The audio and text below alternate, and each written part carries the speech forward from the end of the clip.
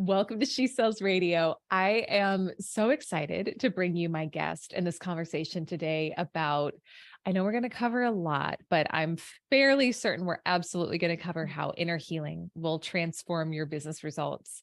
And I have to tell you too, so just for context, the first time I ever did inner child work, I thought it was going to be such a bunch of hooey. I was kind of like kicking and screaming and like, really, this is what you want me to do to help elevate my business results? And then I did it and I realized how insanely important it was. I realized how much I was limiting myself with old belief patterns, old thoughts that I'd picked over the years, and how much of those old patterns had been influencing my business and limiting what I was bringing in and limiting how much I was putting myself out there. And as I've been on kind of my own path and journey of healing trauma and doing the inner work, it's been such a catalyst for the growth that I've experienced that now I have all my clients do it. A lot of them will also enter into it with the same kind of skepticism of, why is this happening in a business training program or in a sales training program? And then they go through the transformation and they're like, oh my gosh, I didn't realize what a missing link this was in my success. And so today I'm bringing you a real expert in the space of healing lifelong traumas, transforming your pain into your power, as she said, which I love. So my guest today, Amy Van Slambrook, is really leading the field in this space. And she's the coach, she's a psychotherapist for entrepreneurial women and couples. She's a top 200 Christian influencer and has trained personally with experts like Dr. Daniel Amen to bring really cutting edge coaching and healing solutions to high achieving entrepreneurs. So Amy, welcome to the show. I'm so excited to have you. And I know this is going to be a really enlightening and empowering conversation for me and for all of our listeners as well. Oh, Elise, I couldn't be more thrilled to be here today speaking to you and your audience. You and I have had so many beautiful conversations about this. And I will echo that the first time my therapist started doing this kind of inner child healing work with me, which was over 22 years ago, I had the same sort of reaction. Like, did you? Really? Oh, okay. Is this a little person that's going to like enter the room? Do I have an imaginary friend? What does this have to do with anything? And it continues to be just such a cornerstone of everything that I do for women. So thank you for this opportunity. Oh, for sure. Well, and I want to dive in today and from a scientific and from a psychological standpoint, help our listeners really understand why and how this work matters if they haven't had their own experience of it yet, and why it will directly impact your sales and your career results. But before we do that, I'd love to give some context of your own journey, because I know what, for so many of us, and for you included, right? It's like our own personal journey will so often influence the gifts that we're able to bring into the world and the transformation we're able to help others create. And so you had your own journey in the space of trauma and healing. And so I'd love if you could kind of share just some of that backstory of what was life like growing up, or what happened along the way to get you really interested in this work, and we'll take it from there. Absolutely. Well, as God has often had to do with me, and my faith and spirituality are a big part of my life. So you'll hear me referring to that often. But whatever that is for you, replace that word. It was in the year 2000. And God has used various what I call 2x4s in my life, where it's like he needs to shake me to get me to wake up. And I was getting ready to do my normal 5:30 a.m. workout and got on the scale and realized I weighed what I did when I was 9. And I was 28. And at the time, my eyes were finally opened to the fact that I really had been battling anorexia, and I was also not missing any days of work, and I had an active corporate career, and nobody on the outside, while they could see the physical ramifications of what I was doing and trying to get my attention, I felt like nothing was wrong, and I had certainly been through therapy before, but what I was about to embark on was really what therapy is. And so at that moment, I woke up and I realized I had probably about 3 more weeks to live. And I, in that moment, took in my mind God's hand and decided I was going to heal. And at that moment, I wanted to help the world, because I was deciding to take care of whatever was at the root of this. And I started a journey with a really skilled therapist named Holly Finley. And she runs a beautiful eating disorder clinic out in New Mexico. And she helped me to see that the tentacles that had gone through my life and woven their way through my life were really all trauma rooted. All of the dysfunctional relationships I'd had multiple times, the issues with my own career where I felt like I was hitting a ceiling, or worse yet, I felt apathy, shelving those goals and saying, well, are they really that important? And just trying to fit into a quote unquote normal life, when all of my childhood, I knew that I was meant to have an extraordinary life, but I was trying to fit into this, why isn't this working? And she helped me to see that behind all of those unhealthy patterns in my life, including the anorexia, trauma was the root of it. And she helped me to uncover things that I'd spoken some about, Elise, but I never tied them to trauma. I thought, well, yes, I was sexually assaulted in high school, but is that really trauma? Yes, I went through, some emotionally abusive relationships, and she helped me see that is trauma. There isn't any woman that comes into my space that doesn't say, yeah, but it isn't as bad as so and so and so and so. And there will always be that relativity. But what she helped me to embrace and really start to be able to give voice to were my own words, was my own experience, because often trauma makes our experiences like a silent movie. We will remember that they happened, but there's no emotion. It's like, yes, we can say as if I just went into the grocery store and I was sexually assaulted by a man I was dating at the time. Same emotional context, until we start to really, really touch that part of our brain and our heart.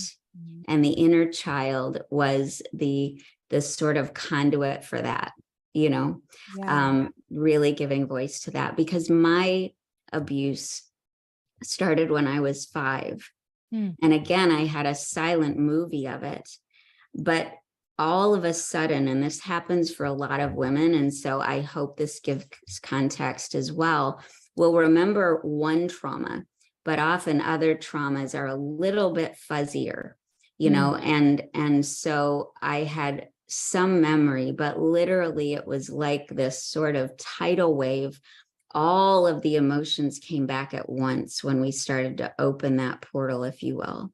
Sure. And she helped me to make sense of it and see how that had really laid the template, if you will. It's like a notch in a sapling tree. After that notch happens, all of the other rings are shaped by it. And so every other relationship was shaped by that very first incident of being molested by someone outside of my home when I was 5. And suddenly, I have my picture of little me sitting on my desk. That was when we started to talk through the voice of the inner child. And I worked with her for about 15 years, weekly. And it was the most incredible experience of my life. And it helped me to come home to myself. It was the hardest work I have ever done. But she also helped me connect to my calling and my purpose. And I keep getting to do that, right? The work is never really done. Once you start the deep work, You don't just check it off the box. Right. It gives us many opportunities, and still does, as I'm leveling up in my business and in my relationships. For sure. Yeah. I want to pause you. And there's a few things you said there, Amy, that I think are really, really relatable to the women in our community. So one thing that you said early on was your experience was one of, and this is going to be roughly paraphrasing, but like feeling like you were too much, right? Mm-hmm. So your dreams were too big, your vision was too much, yada, yada, whatever, what we all, I think for the women who I work with personally in our community, and from what I hear from the community, that is so much of the women's experience Yes. within this group is it's truly in some way, shape, or form along the way, they picked up on the belief system that they were too much. And that I'm curious, is that in and of itself a trauma? Like what I'm curious is that tie in with trauma, because someone may also be listening to your story and say, well, again, it's the comparison thing, right? I wasn't molested. I wasn't sexually assaulted. I didn't have something like that. And I also know, and I'm not an expert on this, but I know there's a lot of research into micro traumas and how everyone has some sort of trauma. So can you speak specifically to, is there a sort of universal trauma that women who feel like they're too much go through that sometimes they may not even realize was going on for them? Hopefully that question makes sense the way I phrased it. Absolutely, it does. And I'm so glad you brought this point out, Elise, because that's sort of what we'd call a secondary trauma. You know, it's a minimizing of your identity. It's a minimization of who you are. And often that originates with some sort of experience, trauma of varying levels. You know, we talk about big T trauma and little t trauma. And we collectively as a society went through a trauma over the pandemic. You know, we are still figuring out whether it's big T, little t, or how many traumas were a part of it. But basically, there's no one who escaped it, at least in the continental US and European countries and most of Asia. And so, you know, it is that denial of our identity, because usually there's a moment either directly with the perpetrator or when you may have tried to get intervention where your voice was muted. You know, the perpetrator plants the seed of both self-doubt and hyper self-awareness at the moment of saying, I am taking control. The reason The Body Keeps the Score was written, you know, Bessel van der Kolk is someone who I studied with, and he's extraordinary. It is that the body is prevented from doing what it would naturally do at the moment of trauma. And so we literally hold that physically. And so you are, by doing that, that means your actions are too much. Your identity is too much. Your pain is too much. Your words are too much if you're being silenced. Your discomfort is too much. And there's a very strange message that you are not enough at the same time. Yeah. So the real quandary is it's feeling too much and not enough and never a point of fitting in.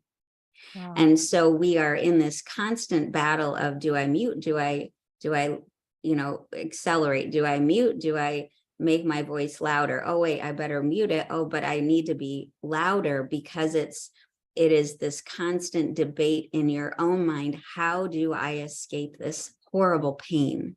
Wow. And it didn't matter if you were moving from one school to another. That can be a micro trauma or a macro trauma, depending on how upsetting it was. Sure. It doesn't matter if it was a hurtful word from a teacher who looked at you and was horribly critical, to being molested. It's really about how your heart interpreted the experience. That's how trauma is defined. It's how your emotional safety and security was interrupted by the actions or words of another person. Got it. That's so Does powerful. that help? Yeah, it helps a ton. It helps a ton. And I would imagine, and again, this is why I'm so excited to have this conversation with you, because I study this like just for fun, but I don't have a degree in it, right? So it's fun to talk with a real expert, especially between those ages of 0 and 7, when the analytical mind isn't formed, right? Is that when we're accumulating? That's why the inner child work is so important, right? Because we're accumulating a lot of beliefs, perceptions about ourselves from others, because we don't have those analytical filters to say, wait, that's not true. Like that teacher just said something about me, but that's not actually true. Is that a kind of a piece of it as well? Yes. And it can even happen in adolescence. We're forming what's Right. called our self-concept. And if we have a stable self-confidence, we can evaluate the words of another person and say, oh, well, they may say that, but I know who I am. And that happens later on. That is after some abstract thinking has been able to form, which is late adolescence. Before then, we're still wanting to have trust and know who we can trust in our environment. We're still trying to understand, that we are not the cause of everything. Our egocentrism, of course, has to get resolved.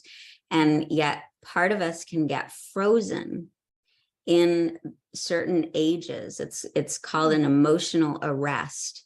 So someone can get emotionally arrested at a certain point in their life.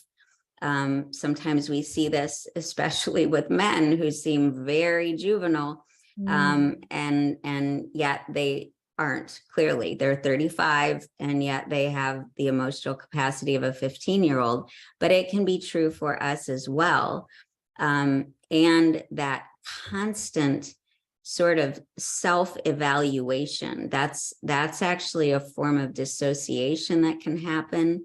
It is low level, but it's pervasive, that you're both observing yourself and trying to be in the moment at the same time. And that causes a lot of self-consciousness, especially in our business, a lot of self-doubt, a lot of inability to judge if a decision is right or not, or feel confident in our presence. And that's something that I want to love the segue here, because that's exactly where I wanted to go with you next. Was I think someone can be listening and it's pretty easy to put 2 and 2 together of, okay, of course, if I'm emotionally arrested at age 7 and I'm bringing that energy into my business, of course, there's going to be limitations there. There's going to be maybe some ceilings that I'll hit. But from your perspective, can you go deeper into that? Because in my own experience, I did not expect to unlock such next level leadership. Let me say this, I've got a lot to learn still in that space in terms of leadership and growth. But what I will say is I unlocked whole new levels in myself in terms of leadership, financial, earnings capacity, et cetera, that I didn't know were in me once I did the work. And so I'm still obviously on this journey, but I was surprised at what a difference it made and what a true career impact it had as well. So I think that's what I'd really love to hear from you is, what are some of the real business career applications of this? Like if we're willing to go in and do the work, how can we expect things to transform? Right. Well, the women I work with now often will come to me and say, I want to become my next level CEO, and they're having success in business. It's not that they aren't, but they know there's so much more inside of them. And often that's a sensation that you have when there's locked and unresolved trauma or unhealed pains or wounds. Even the word trauma, although now we're a lot more comfortable with it, even 2 years ago, it was like, no, I don't have any trauma. That's for people who are really needing inpatient care and who are not able to function. So we see this in our business when we set poor boundaries with our clients, with ourselves, with our time, with our offerings, when we're constantly feeling kind of like, yeah, this is okay for now, but I'm waiting for the bigger thing, where we're always in an approximated state. When you are an overgiver, when you are just giving and giving and giving, and all of a sudden you just reach that point where you almost get angry, like, I have nothing left, I am poured out. And that becomes something that you see as absolutely necessary to client satisfaction, to serving at a level. That's part of your definition of excellence, where we have to be put on the altar of something in order to be valuable. And that can come up in a host of different ways. And that is, of course, one of the primary messages of trauma. You are sacrificial. And so by doing that, we sacrifice, but we do it at our own detriment, because when we over-sacrifice, we starve the world of our bigger presence. We starve the world of our bigger voice. Yeah. When we neglect, I talk about strategic self-care, because it isn't about a mani-pedi or a massage, which can sometimes be part of it, but it's about asking, what do I need? And what you will find in business is you will feel a numbness, and your clients will always be the greatest teachers, right? They will tell you what you are either neglecting or maybe need to pay attention to, or what you're doing well, but it is that sort of muting of what you need and being numb. You go all day and never take a break, never take, even a bio break, or you need to eat. Self-sacrifice is a huge component of it. And yet you never quite get beyond. You never see what you think it's going to bring in. The equation is never finished. You're doing A plus B, but wait, where's the income? I'm working myself into the ground, but why am I not growing? And we develop these sort of what I've seen as real equations in life. And that isn't where success comes from. Success comes from our embodiment of who God made us to be and who you are meant to be. And we get to keep working and working until we finally hit that. And when you hit that, it is by doing the deep work of coming home to yourself and starting to not self-abandon. Wow. And I've had various times in my career, and continue to every time I want to up level, where I am faced with huge areas of self-abandonment that I thought, oh, I've got this covered, right? But I was doing it in very small ways, but very pivotal ways in where I was headed with my business. You'll have anxiety, sleepless nights, things like that. Those are all hallmarks of having unresolved trauma. Interesting. So obviously we can't do the full deep dive in today's interview just because of time, but I'm curious in terms of kind of where to lead people from here. So if someone's listening, they're relating, okay, I 100% identify with a lot of what Amy just said. I think there can sometimes be the fear of, I'm going to have to devote my whole life to this now. And I'm going to have to give up a year. You mentioned your 15-year experience with your therapist. So there can be that fear of, how am I going to get anything done? And how am I going to move forward in my career if I'm simultaneously healing trauma? So what does that look like from a real life application standpoint? Can we do both simultaneously? And how much time? I know you can't say how much time is involved because it's different for everyone, but give someone a real healthy perspective of what it truly looks like to take this on and continue to thrive in their career and the things that matter to them. Oh, I'm so glad you asked this, Elise. Thank you. Because, what I kept doing, honestly, A, I was a lot younger, and B, I kept making unhealthy choices. And so, what I have learned is I would not trade any of those experiences, because I kept learning different lessons, and every single one of them has been brought into my office, and I'm able to speak to the struggle that woman is having. So they were real gifts.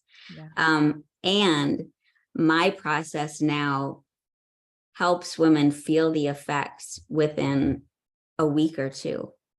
I go deep very quickly, and then we're able to see transformation very quickly. You know, I tell women, when you're ready to do the deep work, you know, we create an atmosphere of safety for that. But it's the only way I know how to describe it is that the women and couples I work with say, I feel alive inside, and I never even knew I was dead. Mm. And it goes from black and white to color. And often it just can take some time to build that trust and rapport and safety. And that's all your inner child trying to judge the environment. Like, is this okay to be doing? Is it all right for me to come out of silence and really present myself? But you know, I work typically in 6-month to year containers, depending on what a woman is really looking for in the support. But what is amazing is that almost immediately results start happening in your business. I was working with a woman who is at a 9-figure company. And even then, we dealt with things like scarcity mindset. We dealt with things like self-abandonment and boundaries. And her business totally transformed in a matter of months after being in business for over a decade, because of the work that we were able to do. And our identity, our person, shapes the whole way our business happens. So you can't change even an inch without your business starting to transform too. Yeah. I think that's such a great thing for women to remember, right? Is everything in your life, it's a mirror of you, your Yeah. business, whether you're an entrepreneur, whether you're in sales, that's a mirror of you. Your financial results, it's a mirror of who you're being. Your relationships, your customers, it's a mirror of who you're being. So as you are willing to shift and grow and allow the truest expression of you to come out in her fullest Mhm. power, it can't not get better. It can't not improve around you. So this is so Mhm. powerful. And I know there's a lot more layers to it as well. So if someone is listening and they want to connect with you further, learn more about your work, get involved in your world, Amy, share some of the best ways for people to get in touch from here. Absolutely. Well, Instagram is my happy place. So it is me in the DMs. That's a great place. Or you can send in a request for a consultation call, and we can have a brief breakthrough strategy call. Those are at least 30 minutes, depending on you know, what is coming up. I am soul led. And so those are generous spaces. I have a beautiful podcast, and Elise, you have been a guest, and I hope we can get you on there again, the Elevated podcast. So you can find me there. And I will also be sharing a free strategic self-care guide with your audience, so that you can get some help in the interim until we may be able to speak voice to voice. So Wow. hopefully one of those will feel like a good fit for a first step. Amazing. Yeah. And we'll link everything in the show notes there as well for someone to go and check out. And so thank you for doing this work. This is the Oh, important work. And this is really where the transformation happens. Just it's so true. It's from the inside out. So thank you for the work you're doing. Thank you for coming on and just, I think, shedding light in so many ways to something many people may intuitively know, but not have experienced or not be able to put like the science or the logic behind it. So I think this was really, really helpful for me and for so many of our listeners as well. So thank you so much, Amy. This is such a pleasure. oh, thank you, Elise. And thank you for your beautiful transparency and vulnerability in sharing the power of this in your own life and in your own business, because your voice has healed many. I already know that. And so just thank you. Thank you for the ways you give. Oh, thank you so much. Well, to you, my listener, we will link all of Amy's resources in the show notes. Go connect with her.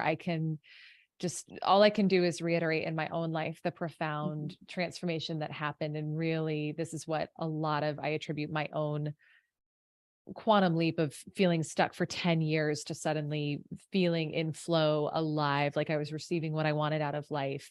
This is what I attribute it to. So go get connected with Amy, with her resources. Thank you, as always, for being a member of the She Sells community and a listener of She Sells Radio. And I will see you on our next episode. Bye for now.